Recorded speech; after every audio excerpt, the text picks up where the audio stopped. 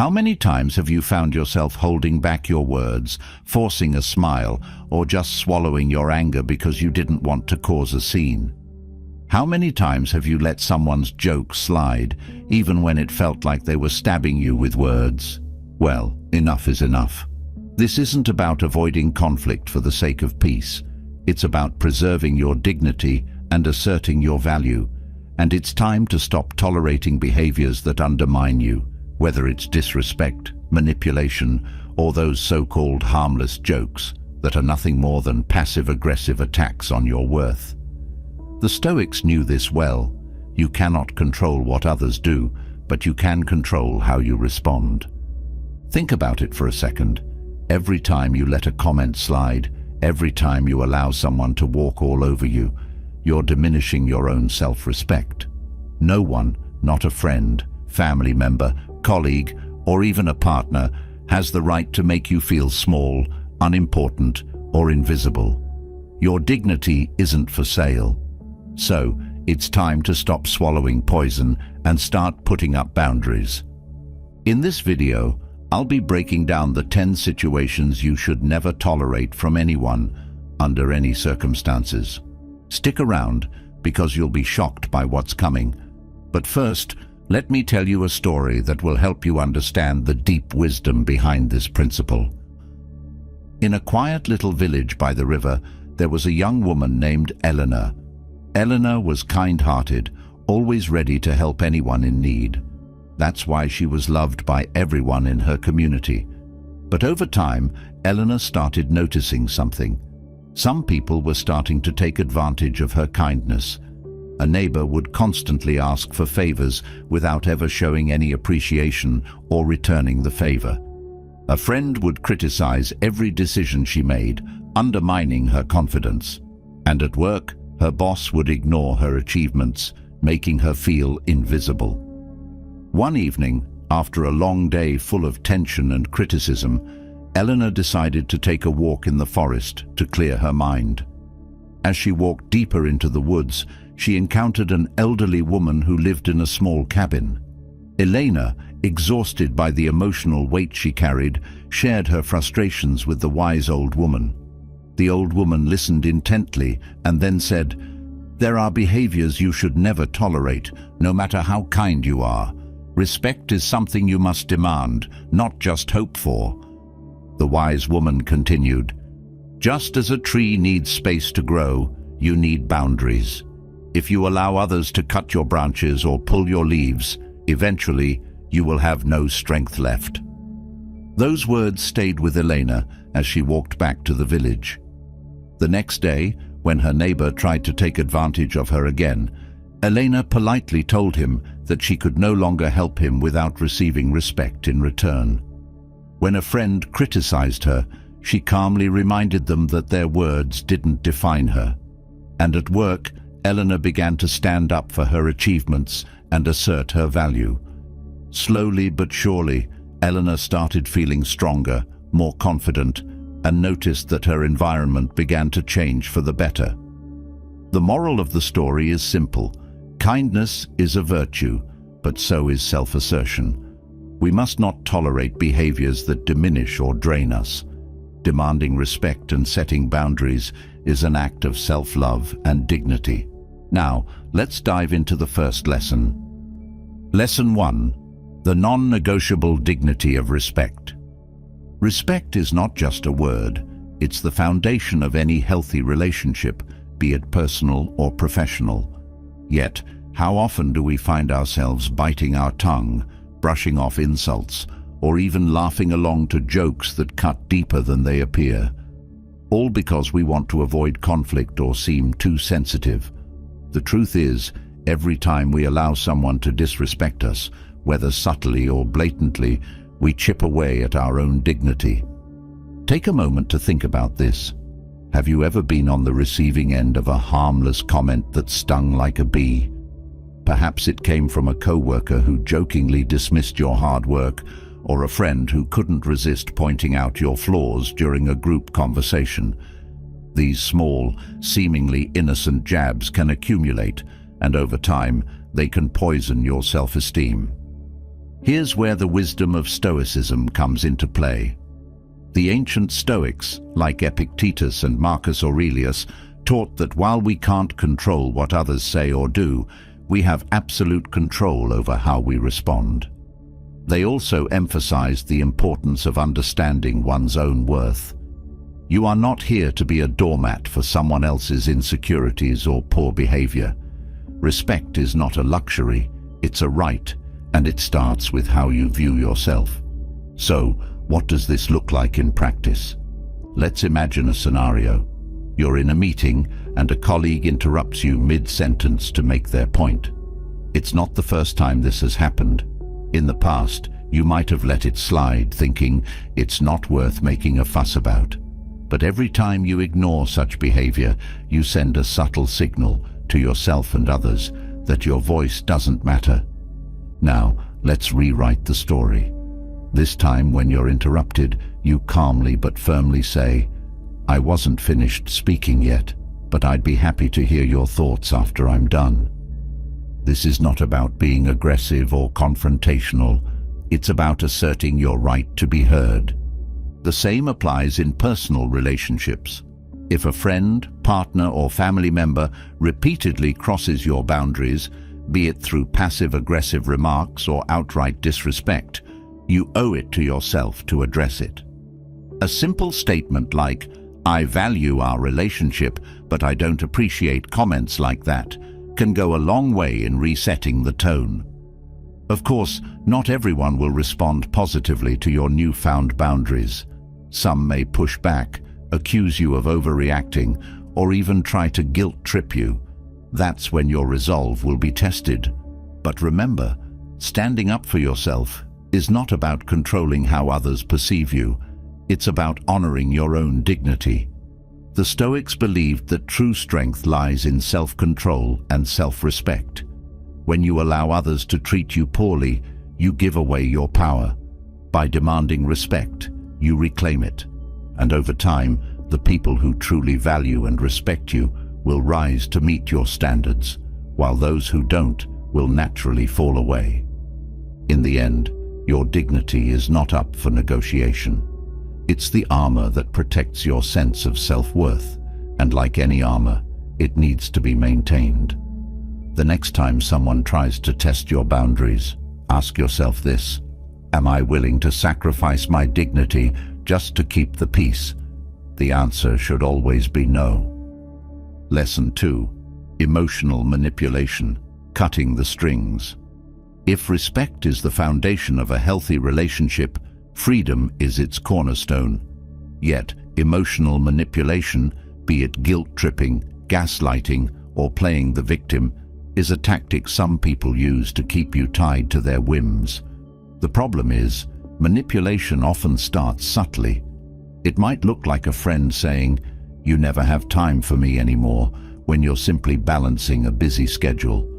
Or a partner who sighs heavily and says, "I guess I'll just handle this on my own," making you feel like you've failed them. At its core, manipulation is about control. It's an attempt to dictate your emotions, choices, or actions to benefit someone else. And if you don't recognize it early on, you risk becoming a puppet on strings you didn't even know existed. The Stoics were masters of emotional independence.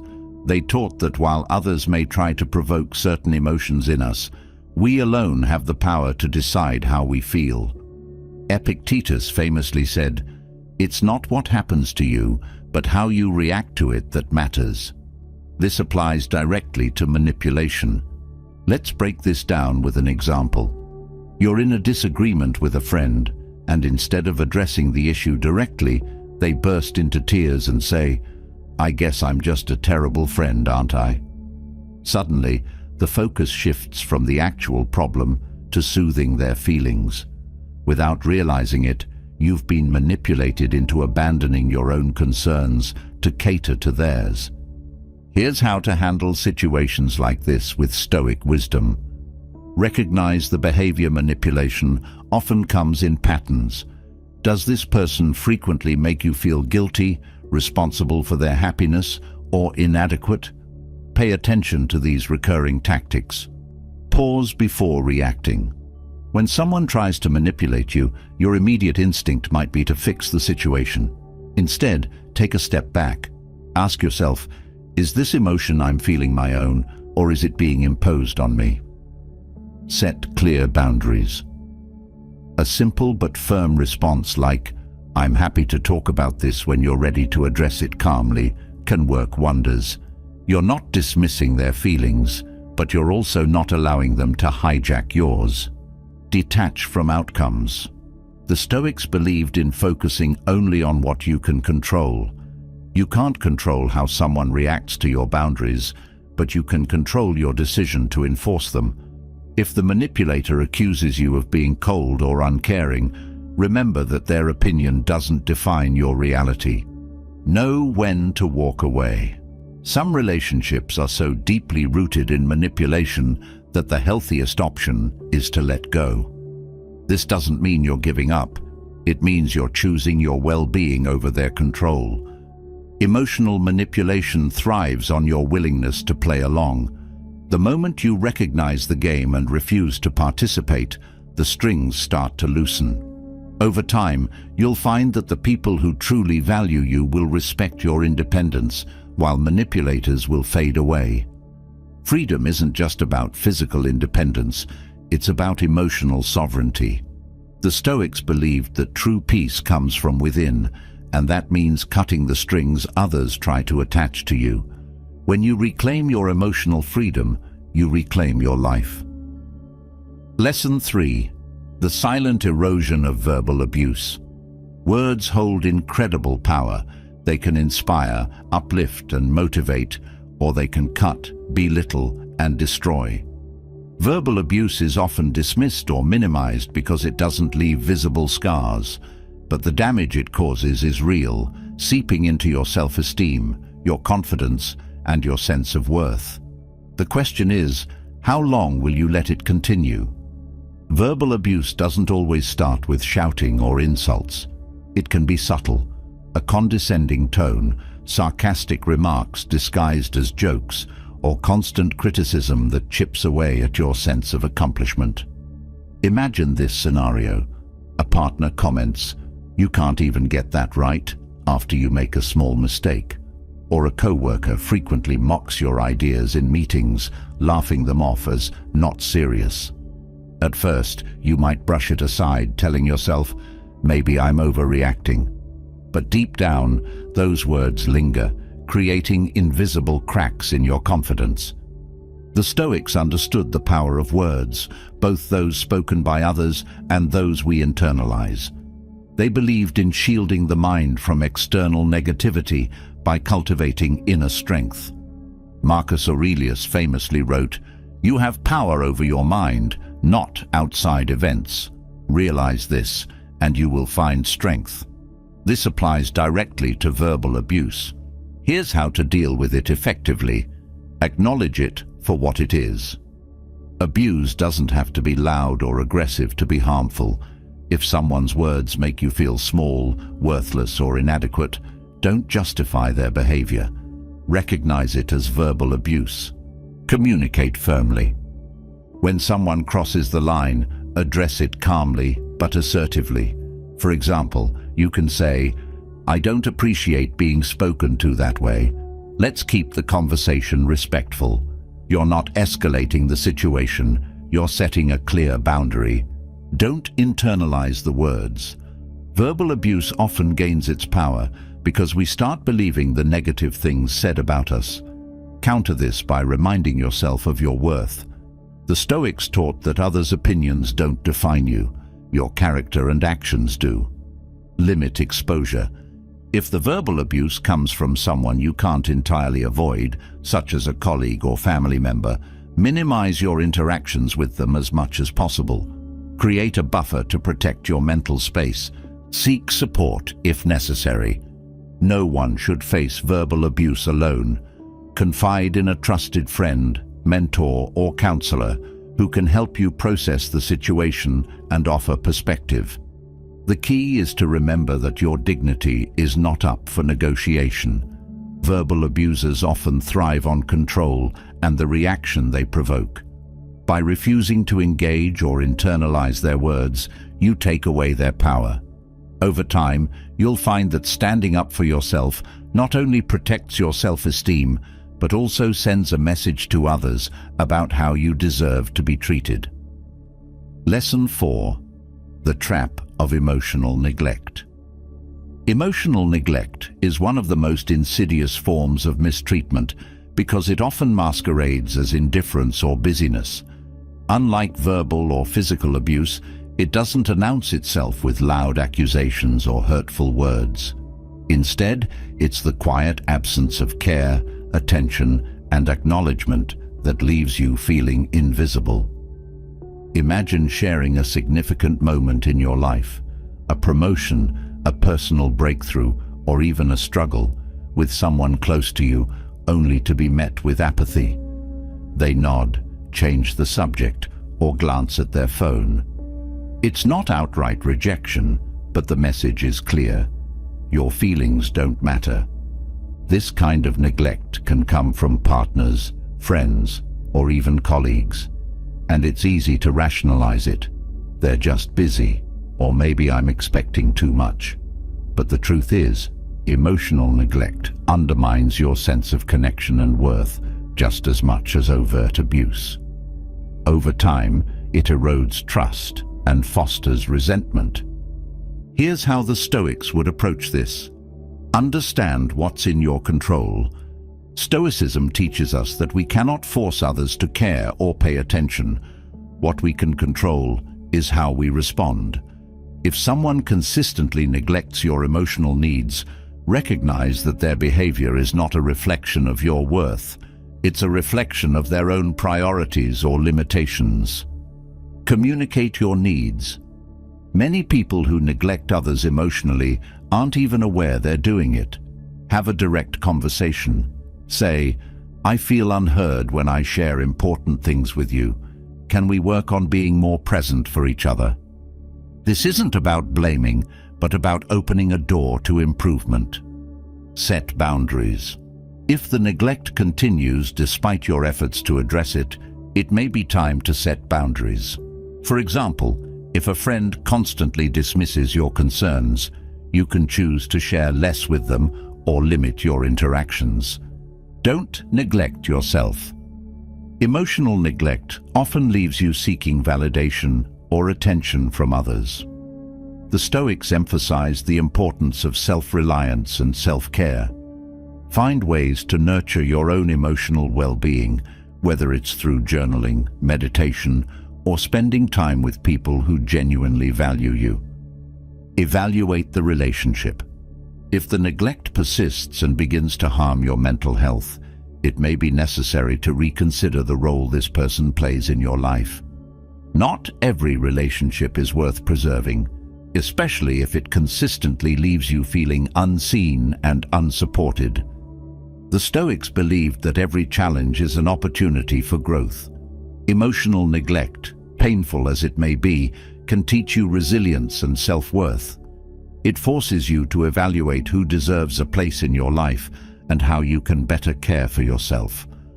Above all, remember this: your feelings matter, your voice matters, and if someone repeatedly fails to acknowledge that, it's not a failure on your part, it's a signal that you deserve better. By addressing emotional neglect head-on, you reclaim your power and take a step toward building relationships that truly nourish and uplift you. Lesson 5. The hidden dangers of manipulation. Manipulation is one of the most insidious forms of control. It doesn't hit you like an overt act of aggression or disrespect. Instead, it creeps into your life quietly, weaving itself into your relationships and interactions. Manipulation makes you question your instincts, second-guess your decisions, and ultimately doubt your sense of reality. It's a silent theft of your autonomy, carried out in the guise of concern, affection, or necessity. Take, for example, the case of Mark and his colleague, Emily. On the surface, Emily seemed like a helpful, supportive co-worker, always eager to lend a hand or offer advice. But over time, Mark began to notice subtle patterns. Emily would volunteer to help with his projects, but her involvement often left him feeling sidelined, as if his work was somehow insufficient without her input. When Mark expressed his discomfort, Emily deflected, saying, "I was just trying to make things easier for you. Don't you trust me?" That question lingered, planting a seed of doubt in Mark's mind. Was he overreacting? Was she really just trying to help? Manipulation thrives in this grey area, where intentions are murky and actions are hard to interpret. The manipulator often plays the victim or the hero, casting themselves in a light that makes you feel obligated to comply. And the worst part? You might not even realize it's happening until you're tangled in their web. The Stoics, wise as they were, would never tolerate such subtle erosion of their autonomy. They understood that true freedom begins with the ability to control one's own mind and decisions. Epictetus taught that while you cannot control what others do, you can control your response. This is where your power lies when facing manipulation. The first step in breaking free from manipulation is awareness. Like Mark, you need to pay attention to how certain interactions make you feel. Do you walk away from conversations feeling confused, guilty, or resentful? Do you find yourself agreeing to things you're uncomfortable with just to keep the peace? These are red flags. Once you recognize manipulation, the next challenge is deciding how to respond. This isn't about confrontation or aggression, it's about reclaiming your boundaries. When someone uses guilt or emotional appeals to sway you, you don't owe them an explanation or defense. A simple, firm, "No, I'm not comfortable with that," is enough. The manipulator may push back, but that's only because they're losing the control they've grown accustomed to.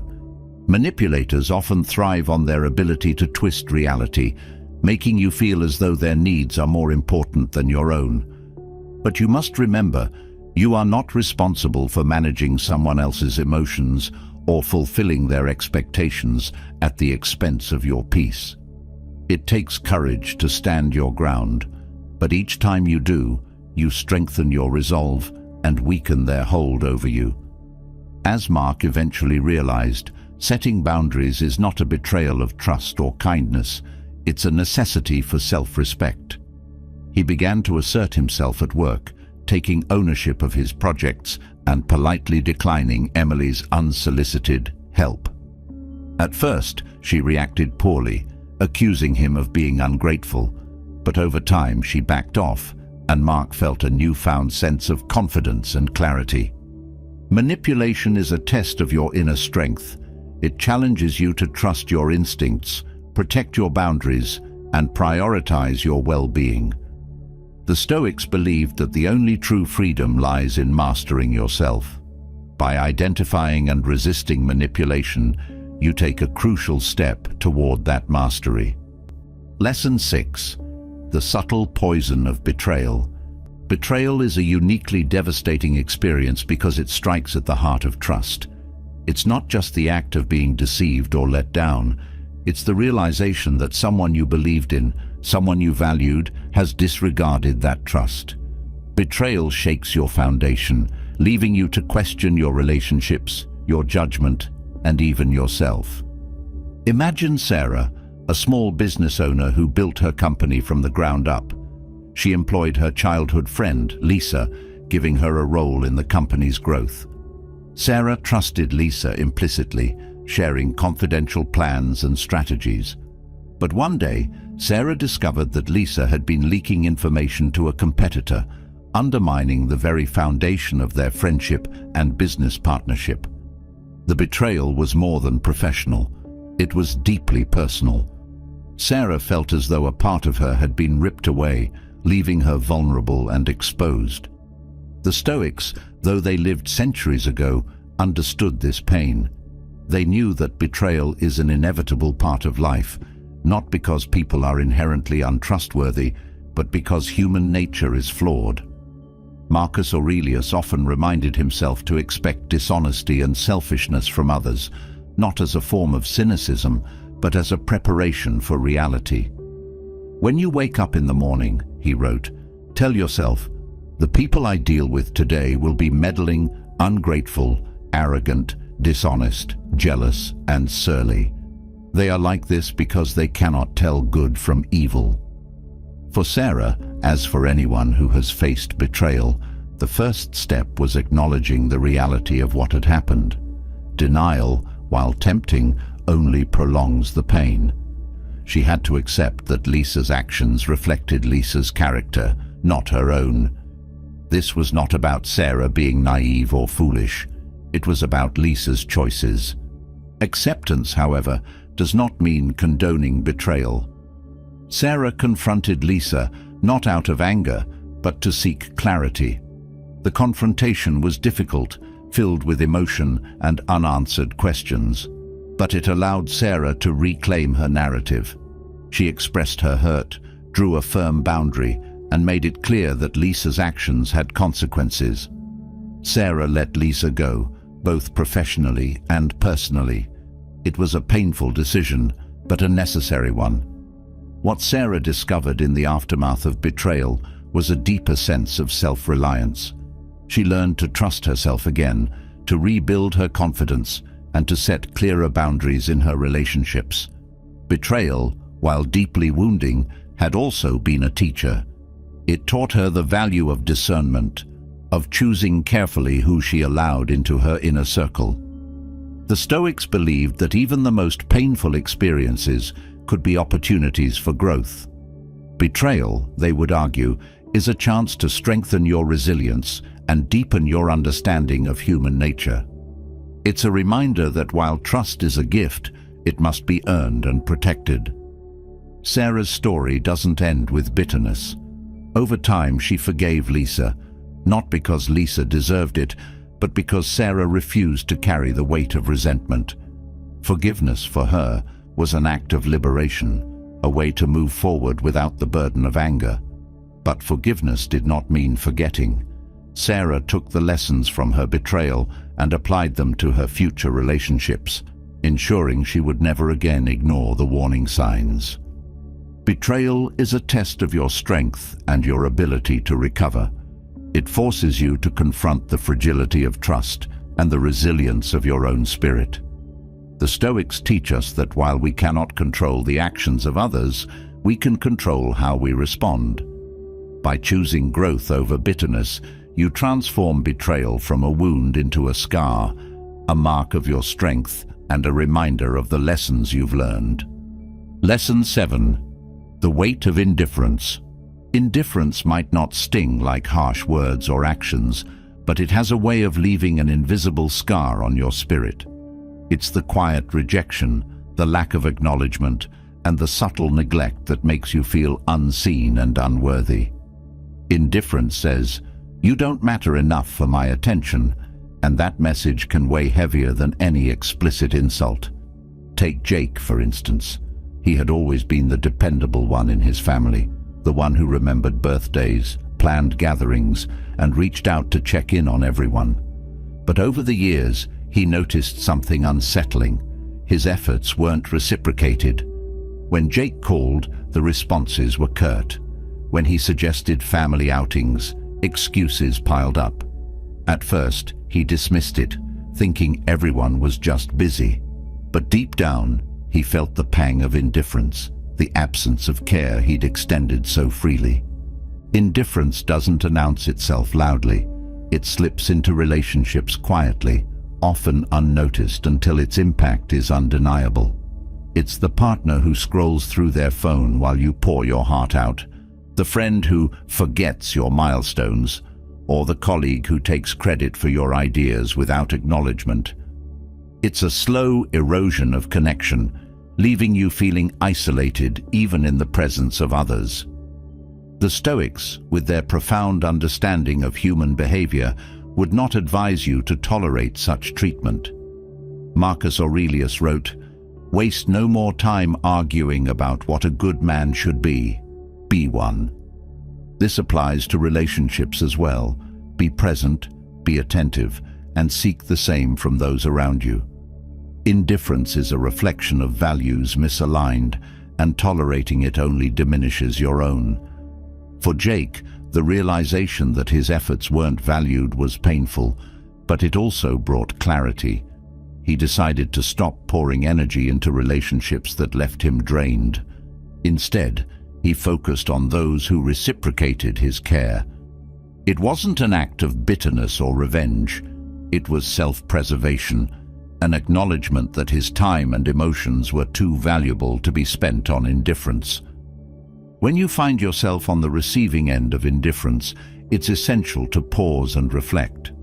Ask yourself, is this relationship adding value to my life, or is it slowly chipping away at my self-worth? Recognizing indifference is the first step toward reclaiming your energy.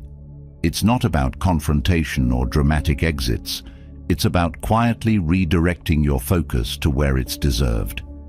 The Stoics believed in cultivating inner peace, and part of that peace comes from surrounding yourself with those who align with your values. If someone's indifference clashes with your need for meaningful connection, it's okay to step back. Boundaries aren't walls to shut people out. They're guidelines for how you want to be treated. Jake didn't cut ties with his family entirely. Instead, he shifted his expectations. He stopped chasing their approval and began investing in friendships and relationships that uplifted him. Slowly, he realized that by letting go of the weight of indifference, he felt lighter, freer, and more at peace.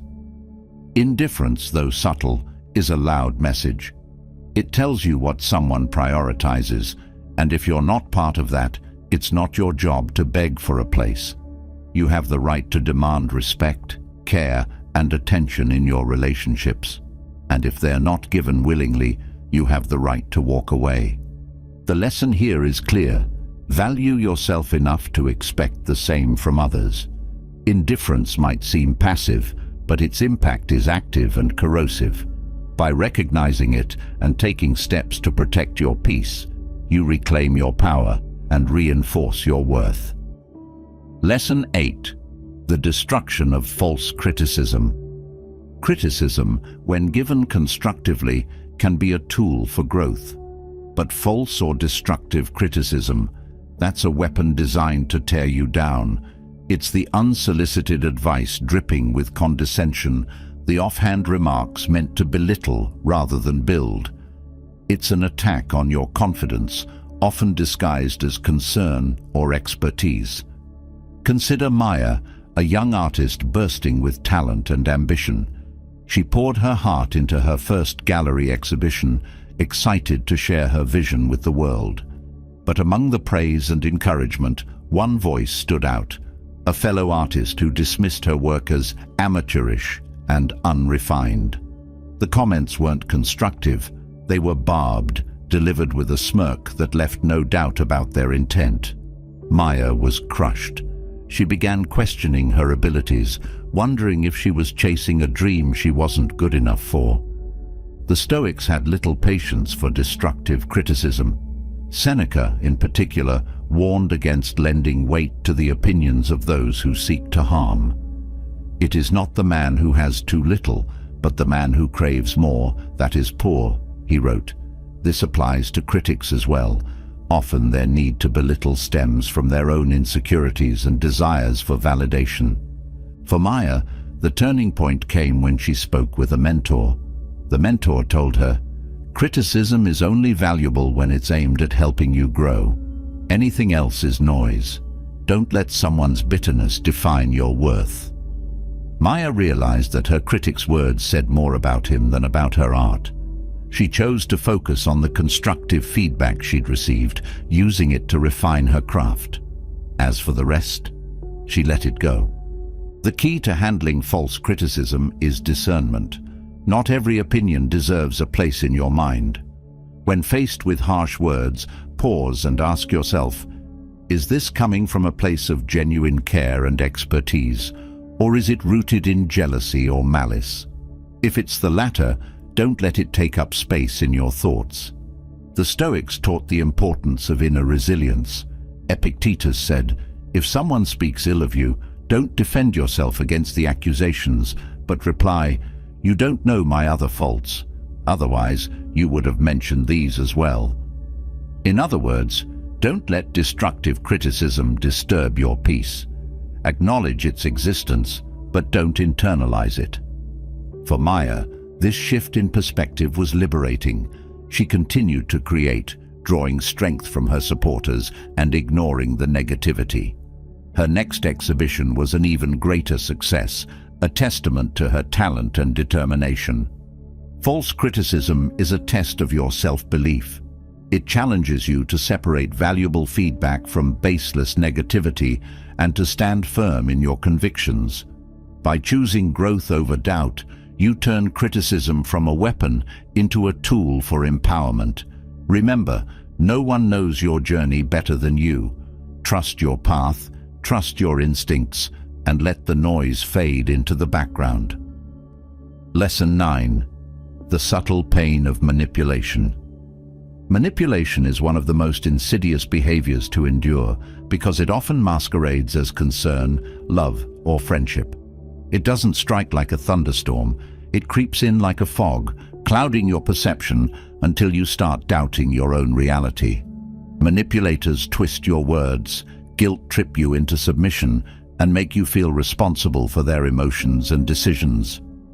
Let's talk about Ethan. He was in a long-term friendship with someone he deeply trusted. Let's call him Max. At first, Max seemed supportive and caring, always checking in and offering advice. But over time, Ethan started noticing patterns.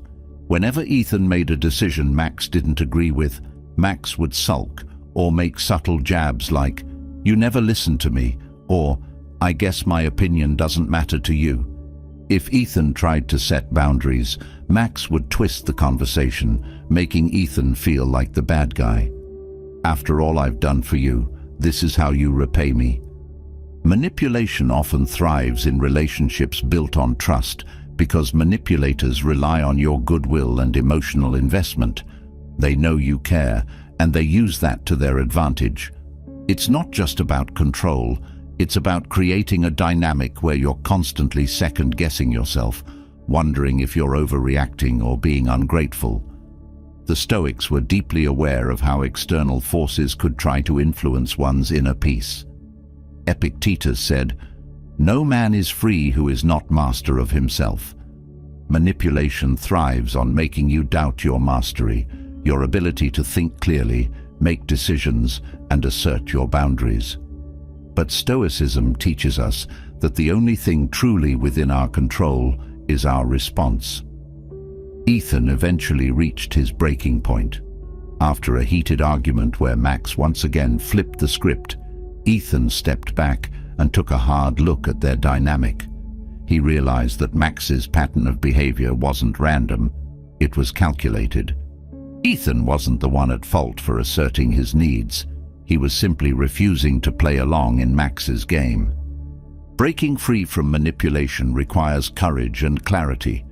First, you need to recognize the signs: guilt trips, gaslighting, constant victimization, and the feeling that you're always walking on eggshells.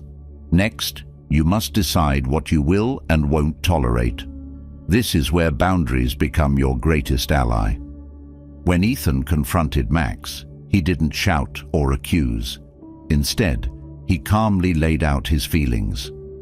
"I've noticed that whenever I make a decision you don't agree with, you make me feel guilty. That's not fair to me, and I won't allow it anymore." Predictably, Max tried to deny and deflect, but Ethan stood firm.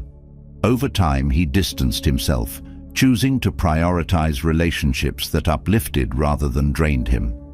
The key takeaway here is that manipulators thrive on control, but they can only control what you allow. By recognizing their tactics and refusing to play along, you reclaim your power.